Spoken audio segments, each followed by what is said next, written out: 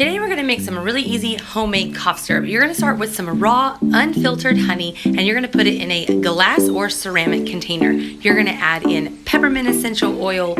You're gonna add in some lemon essential oil, as well as some lavender. Next, we're gonna add in 8 drops of frankincense, and lastly, I like to put 6 drops of the doTERRA On Guard essential oil. Then you're just going to stir it all up, put a lid on it, and use it as needed.